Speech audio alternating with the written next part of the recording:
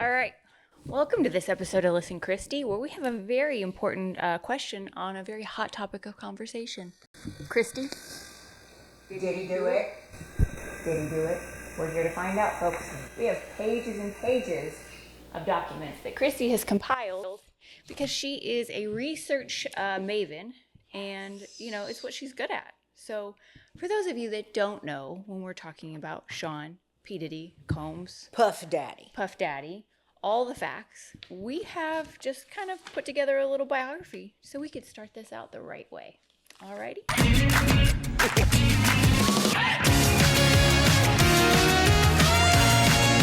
Listen, Kristi. So, Diddy's early life. He was born November 4th, 1969 in Harlem, New York. Sean Combs had humble beginnings. His father, Melvin Combs, was tragically murdered when Sean was just 3 years old. Now, some say that might have started off what became his ultimate. Well, a lot of people are saying, and I quote, Suge Knight was interviewed today from prison by Chris Cuomo, and he said, Sean or Puff Diddy or Daddy or whatever the hell his name is this week, he's only reacting to what he experienced growing up. So if there was sexual abuse going on, I'm not sure from where. He was an only child. His father died when he was 3. I know that he and his mother were very close. Right. He talks about her all the time. Idolized, seemed to. Idolized, yes. And she passed away a few years ago, I think, of natural causes. So you just ask yourself, what kind of infiltration did he have in his life that took him to this, led him down this path? The devious path. Devious. It's pretty twisted. Yeah, it's pretty bad. So how did it all begin? Well, after dropping out of Howard University in 1990 at 21, where he was studying business, Diddy had an internship at Uptown Records. This was a breakthrough that would change his life forever. At Uptown, he quickly rose through the ranks and became an A&R executive, working with some of the hottest acts in the early 90s like Mary J. Blige. Biggie. He was a key player in shaping the sound that defined 90s R&B. But after falling out with Uptown CEO Andre Harrell, Diddy found himself without a job. Rather than give up, he turned his setback into an opportunity. That then became the birth of Bad Boy Records. At the hands, thankfully, of Clive Davis. But is it thankfully? You're right. Because I think that's going to be the web of how, I think we need a whiteboard. Well, I feel like you have done, probably at least 5 to 6 hours of investigating all of the different, cobwebs and the traces of links. People are dropping like flies. Over a dozen people have dropped down from their CEO positions. But, we have to go back and look at what happened with Jeffrey Epstein. Right. Did anyone of that ilk not learn anything from that experience? Right. It's almost like he gets off on pushing the envelope. Well, as do I believe that Jeffrey Epstein as well, but and people speculate that he killed himself, obviously, so that he was never in a position to have to exploit anyone or have anybody come after him. People think that he was offed so that he couldn't spill names and get himself a lesser sentence. But how many times now has Puff Daddy's attorney tried to make post bail? And Puff's being held, by the way, in the same facility that Epstein was in, and that Weinstein was in, and that R.Kelly was in. Right. So what do you think it is that has trickled into the brains and the egos of some of these powerful moguls who position themselves at the head of enterprises? I feel like people who are highly involved and invested in this case have seen all of the Bieber. Right. And you see so many people will listen to the song that Justin Bieber wrote, and, it was just a Diddy party. I was so excited to be included. I got a Ferrari. But little did I know, I'm paraphrasing, but little did I know how much it would really cost me. Right. And he just came out And with Usher, yeah. the freak offs. Well, Okay. the Kardashians. The Kardashians. I mean, this goes back. This could take down an empire of celebrities as we've come to know them.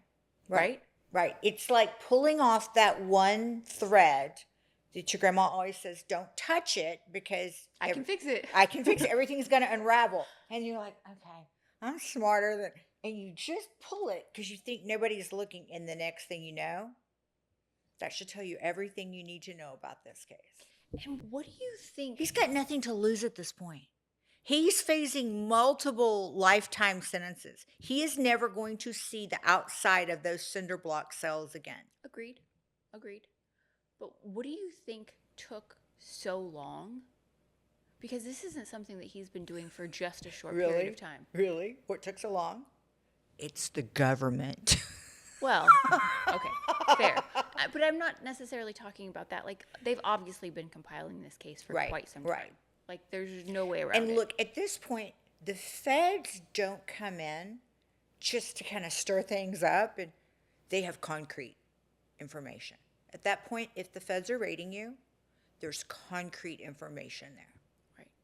And, all of the connections, like his connections to Jay-Z. Like, I was just reading yesterday. I mean, I've never been, like, I'm not a rap fan, music, whatever. Obviously, because I can't even dress the part. Right. It took us some time to put these outfits together. This is not how we roll.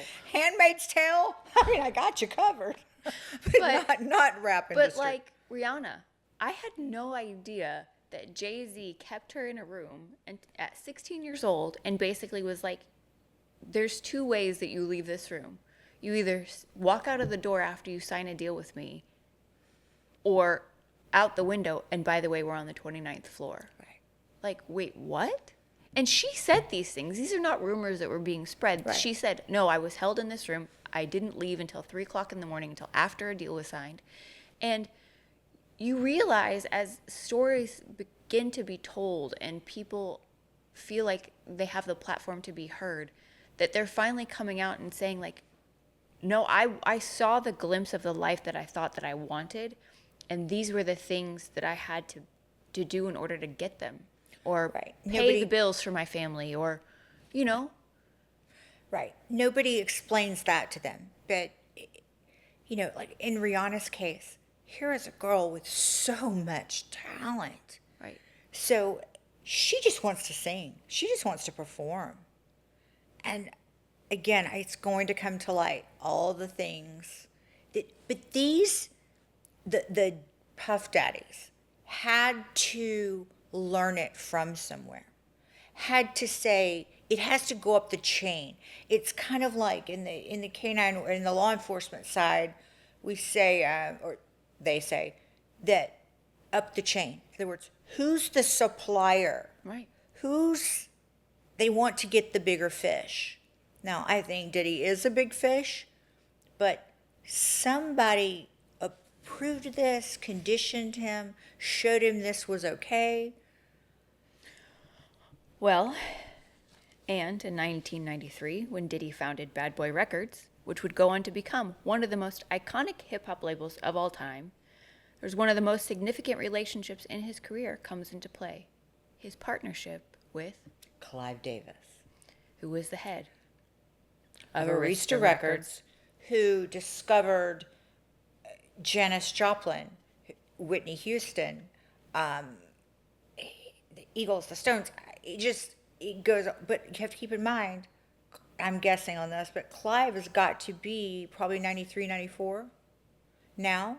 He's no spring chicken. And when did he come out? When did he come out and, after his second divorce from a woman, came out and claimed to be bisexual? It was in his biography, and I think that probably dropped in the early 90s. About the time that Diddy showed up on the scene. Now, a lot of people are saying that they used to be lovers. Again, I don't know. I don't have those receipts. Well, and I think that this highlights, because there's so much coming into light now with sexual identities of people, right? Like the Mormon girls who are coming out and saying that they what's the term? TikTok mom? No, they soft swing. Oh, yeah. Soft swing. And, there's a podcast that we've heard called Strictly Anonymous, where there's people who come out and they talk about these sex parties. There is now a club. Is it uncomfortable for you to hear such language? There's a club now in Louisville. Make your kids leave the room. That is a 3-story club that is a swingers club. There's tons of sexual sort of adventures, we'll say, that people have started to admit that they take in life. Right. And good for them. If that's your deal, if that's your jam. His longtime attorney, Benjamin Brofman, that he used for years, whatever reason, he's now no longer representing him.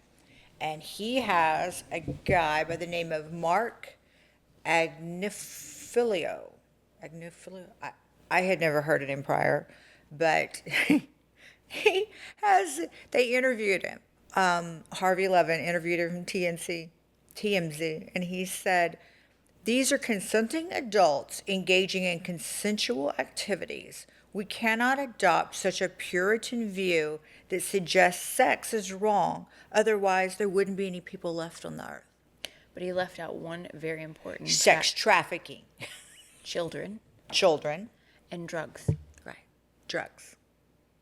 People doing things that aren't consensual.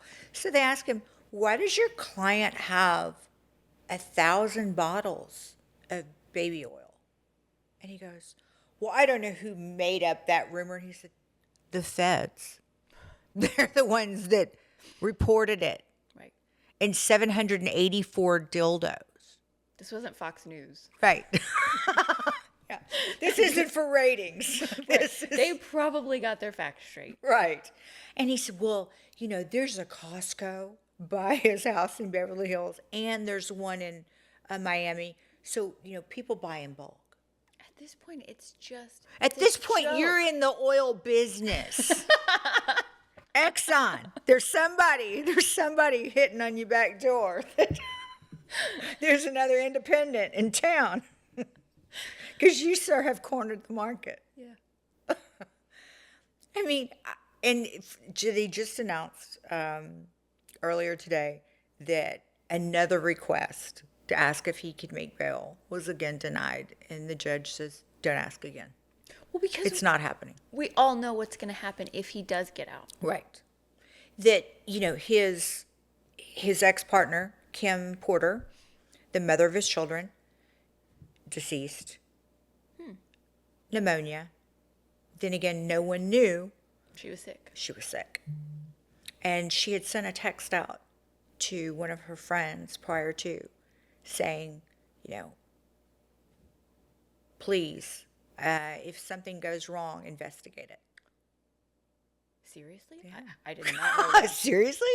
I did not know that. Right. And another thing that bothers me, the night that Whitney Houston died, she died at the Beverly Hilton Hotel. They went ahead and held a party, Clive Davis did, downstairs in the midst of it all before they even announced. That she had died. Right. I mean, I just feel that the game that, I'm only talking about Puffy at this point, but and all the people surrounding him was that you can be expendable. Right. Well, and he surrounded himself with yes people. Right. People who said, okay, let me make that go away, or I'll take care of that, I can't ever say her first name right, but Ghislaine Maxwell.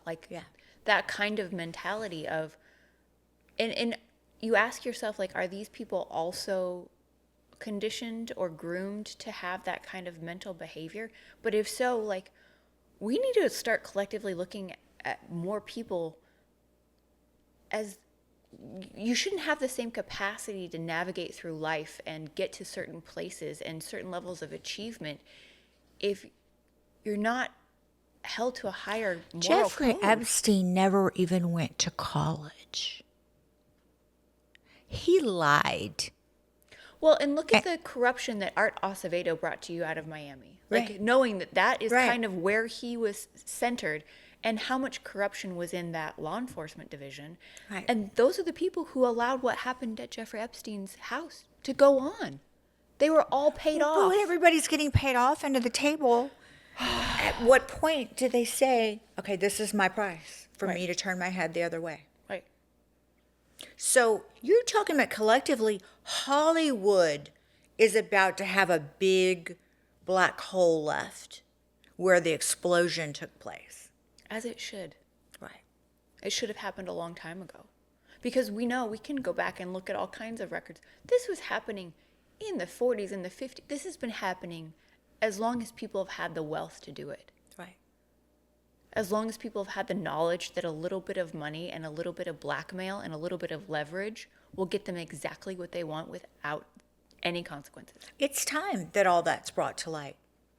I don't know anybody that personally thinks that they're above the law like that. But he was almost like a Nostradamus. He predicted this on himself years ago.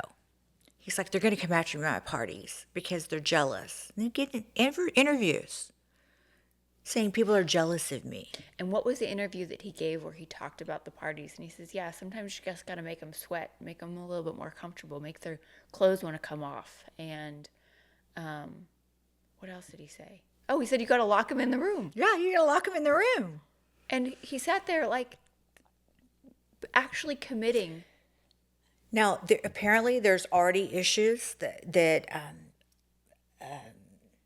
Ashton Kutcher and his wife have split up over this, or that he's not staying at home. Because Ashton was a big attendee of some of these parties. Mm-hmm. Jay-Z, I promise you, that's going to come out. And what about J-Lo? No, I don't really feel, I feel like she had her taste of Diddy whenever that club shooting occurred in the late 90s, and that she was like, I get it. I don't want any part of this. I feel like she's really, there won't be any drawback. Well, so after Clive and Diddy's relationship kind of took off in the early 90s, it goes on to say that Diddy's relationship with Clive Davis is one of the most talked about mentor-protege dynamics in the industry. Mm-hmm.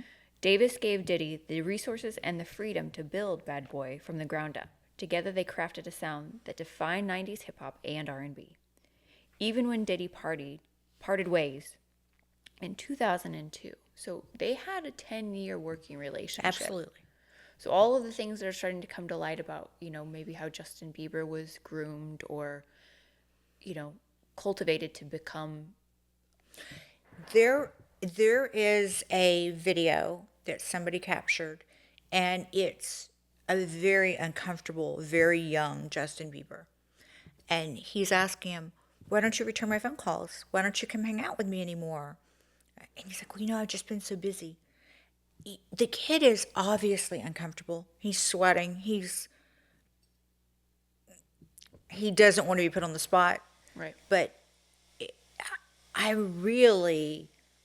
all this is going to come to light. And the thing with Usher talked about he went and stayed at Diddy's. He lived with him for a year and went to Flavor Camp. What the hell is Flavor Camp? Teaching them how to be, a hip-hop star. Really? Underage. So the next thing you know, here comes Justin Bieber. He has to go to Flavor Camp. Where were the adults? Right. And why did Diddy have custody, he talked about, over Usher? He was made his legal guardian. Where was the parents? Right. When this happened in the early 90s with Michael Jackson and the young boys, of course, there was no camera phones then. It was just their word against his. People went crazy. Oh, I have people to this day that if a Michael Jackson song comes on the radio, they shut it off. Turn it off. And they go, oh, but I love his music. I go, but would you let him babysit your child? Right. No. I don't understand. And maybe again, that Puritan mindset that his lawyer is talking about. Maybe I have that, but I like that. Right. Well, and I think that's exactly it. It's sometimes that we think, oh no, they're a grown adult, that if they're successful, they'd never do that. They'd never risk the fallout of what they Their built. entire career and everything they built. I think that's what he got off on. And look what he did to Cassie. What really took him down was when she tried to get away from him, was in the hallway of the hotel, and while she was down, just covered in a towel, he proceeded to just start kicking her and beating the hell out of her.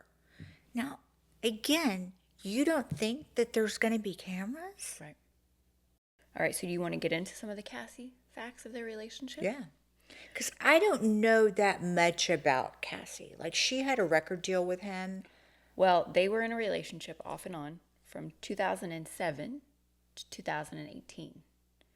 So, over a decade, their relationship often made headlines due to their significant age difference and the rumors of infidelity on Diddy's part. Their breakup in 2018 was surprising to many, especially since Diddy reportedly had plans to settle down with her, but she moved on and married her personal trainer, Alex Fine, shortly after, which created some buzz about Diddy's reaction. But they never had children. No, she and Diddy didn't have children, but I noticed that she had 2 children, beautiful little girls, today with her new husband. And another one that I didn't realize that I didn't know this one either. Lori Harvey. Steve Harvey had to know What was going on? what was going on. He had to. And yet he offers his daughter up and he fixes them up? Oh! In 2019, Diddy sparked rumors when he was spotted out to lunch. Well, spotted out with Lori Harvey, the daughter of Steve Harvey. At the time, she was 22 and Diddy was 49, leading to significant media speculation about their relationship. The relationship also received public criticism due to the age gap and rumors that Lori had previously dated Diddy's son, Justin Combs. The pair eventually broke up when Lori went on to date Michael B. Jordan. So yeah, I mean, so many people had to know. Of course they knew. And I can remember when, I'm trying to remember what year it was, that I met Wendy Williams at a luncheon in New York. I think that was we figured it out the other day. I think that was 2018. 18. And in the spring of 2018. And she unloaded about Diddy then. And I kind of thought, okay, well. What'd she say? That it was all going to come to light. Just how horrific he was and how twisted and demented. Well, I mean. Wow, so it's taken them 6 years to get their stuff together? And so you wonder what's taking so long? It's the government. But this many people knew. Right. And like they interviewed, Chris Cuomo interviewed Suge Knight from prison.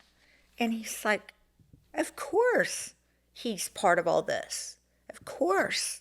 But he's doing to others what was done to him. Not that makes it okay. No, but but he was groomed. Whether Clive Davis is 90, 92, whatever, do you think that do you think there's any ramifications for Clive Davis? I'll be interested to see. Because of age and power, I think, and if he were smart, he would just turn his back on Diddy and just say, I have no idea. I have dementia. I don't recall. But the associations, what about Oprah? They were really close. But then again, Oprah was also to Ellen DeGeneres. She would go to Diddy's parties. Kris Kardashian. Right. And Kourtney Kardashian talks about it or Khloe talks about it. There was a clip that came out and she was like, oh my gosh, they were naked and run everywhere and there was oil and. Right. And there was a clip where Kim was getting ready or something. She walks into the room and her mom's getting ready to leave and she goes, where are you going? She was like, oh, I'm going to a party at Diddy's. She was like, wait, what? Yeah. She's like, Mom, you know what that means. How come everybody else knew and the government did nothing or the feds did nothing then? And I don't know if it's this idea that was spun that these people who were ultimately taken advantage of and abused enjoyed what was happening to them. No. Well, no, but if that was the narrative that was kind of process at the time, or if people were going to admit that they were there, they saw things, but they just thought everybody was having a good time or enjoying themselves, or they didn't see the amount of drugs that were being given to these victims, really, Right. in the process. But that his, what did they say, that his employees were required to wear a fanny pack around the house, and that it held ecstasy, I can't remember name another drug, another type of Rohypnol type, I don't know. I just want to understand. I want truly like a brain scan of some of these Right. sex crazed addicts. You know, they talk about, look, when the guy that played for San Diego that unalived himself, but he had trauma to his brain. And I would love for them to get MRIs on these people while they're still alive. Right. And just, what the hell is missing from your mental capacity? Right. Having a normal, healthy sex life is one thing, but taking it to that level of basically that's all you're thinking about 24/7. Right. A freak show. Right.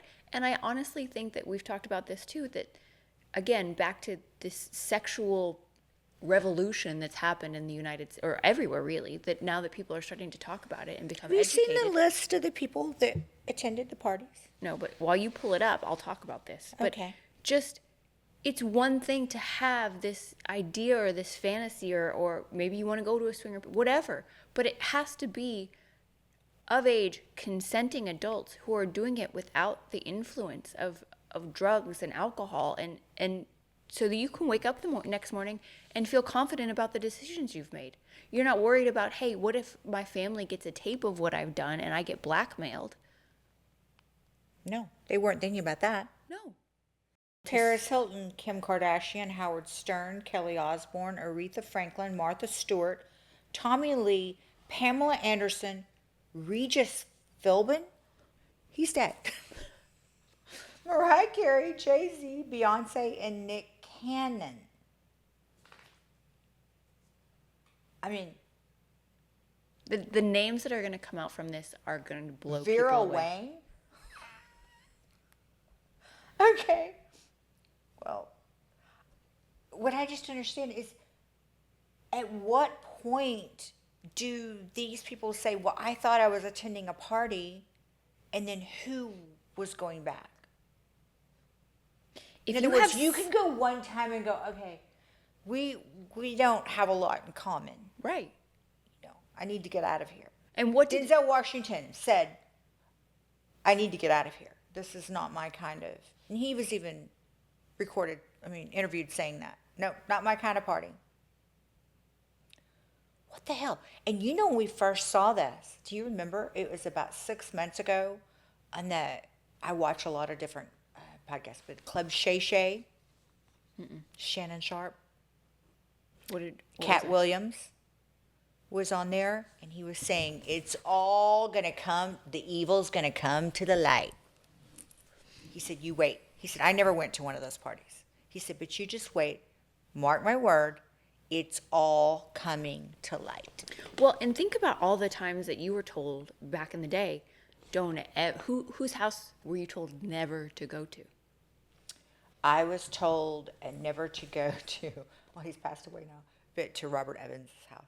And? Who was, not that I would have, and to Bill Cosby. Bill Cosby. Fat Albert. But, right, but you're being told that while you're hanging out at the Playboy Mansion. So Right. what people epitomize is the kind of place where a freak-off might ensue. You know, Yeah, it was Bible study. I never saw any oil. I never saw naked bodies. Again, I don't want to be so naive as to say that something couldn't have been happening around. in another room. But this seems to me, how I'm understanding this, the only reason people were going to Diddy's parties was these freak-offs. Right. They knew what they were from the onset. But for you to have participated in, a portion of your life, to be at the Playboy Mansions, to be going, from what I understand, the era of time that you spent there, Hef was on his best behavior. Right. But everybody was in black tie. He was married to Kimberly, and But she kind of set the tone for like, this will not happen on my watch. Right. Right. But there was enough rumors around of who was doing these sort of things. Right. So, you know, to your point exactly, like these were all sort of ideas and behaviors that had been long past acceptable and under the rug, and you don't talk about it. And, you know, in Look, the 80s and 90s, nobody was going to be able to come out with their cell phone and say, oh, I have proof, I have facts. right. So again, this has long been happening for years, for decades. But in this day and age, you can't do this stuff and get away with it anymore. No. And like after what happened to Harvey Weinstein, it's still happening to Harvey Weinstein. I mean, he just went to court again, was it like a week ago. Of course, Epstein is no longer alive. But after they saw that what they took down, Harvey Weinstein was probably one of the most powerful men in Hollywood or in the industry. And for them just to, I mean, he will rot where he is, as well he should. Right. But I think that they thought, you know, I saw an interview years ago that he had really come on hard to Gwyneth Paltrow. And basically like, you're not going to be in my movie if you don't service me. And she was dating Brad Pitt. And he physically attacked Harvey.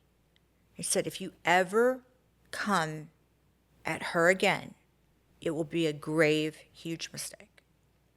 And you thought, okay, well, there's one person with morals Right. left. But even for you, how many, you've had instances in your life, in your career, where you thought you were about to have a leg up somewhere. Right. And people came and said, okay, well, I expect X, Y, or Z.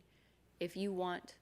I was propositioned on the floor of the Senate in front of the Speaker of the House by a senator that I didn't even know, Right. in front of at least 15 or 20 people. You had a job that you were fired from within 24 hours Right. because you wouldn't perform. Right. And, you know, it's just, I look back on it and think, okay, at some point, I guess maybe when internet became more prevalent and then camera phones, things like that, that maybe it toned down some of these behaviors. But, I mean, the Diddy, this will go down as, I'm just telling you, I think for the next, I could even guess the next year, we're going to be hearing about all the associations. And I think that they're coming after a Jay-Z next and just that whole hip hop community. And I heard somebody say yesterday, at what point does Usher, he's never said he was a victim. Right. So you could have some empathy if you said, I was too a victim. But now, at what point you're becoming part of the problem because you're out recruiting people. Right. No, exactly. And I think that's where a lot of people have looked at Justin Bieber is you could see kind of for that time frame where his life was hanging in the balance and you didn't know, this was before anybody, I think, knew he was a victim. Right. But you didn't know if he was going to succumb to that Hollywood, that stardom pressure and really become a bad boy.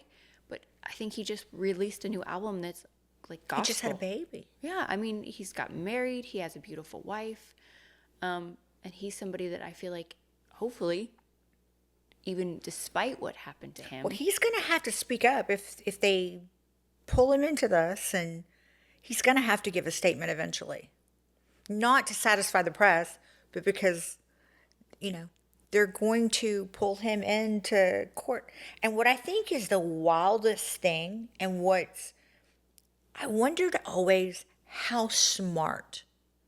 Now, yes, he's made bad choices, but Who, how? did he? Yes, but how smart is he? Like, can he read a revenue sheet? Did he really understand business? And I think he just thinks he's above the law. And like I said, you would think watching Harvey Weinstein, Epstein, all these other people that's been destroyed and the way that he feels that he's a target, yet he's still doing Right. All those bottles of lube are still there. right. And 784 sex toys. Yeah. I mean, look, I just had to, honestly, I'll be honest, I just had to put batteries in this because I was bought as a gag gift. I mean, all the people that have gone to his parties have to just be Freaking out. There's a whole freak off, community freak out. of freak out, freak offs happening. I mean, Because at this point, you can't scrub anything from the internet. You can't scrub things from your phone. You can't, documents like this, they live. Evidence like this lives. People can recover it from your internet, from your browser.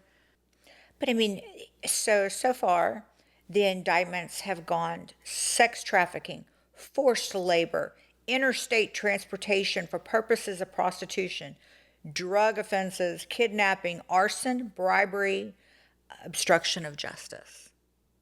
Say goodnight, Lucy. Good night, Lucy.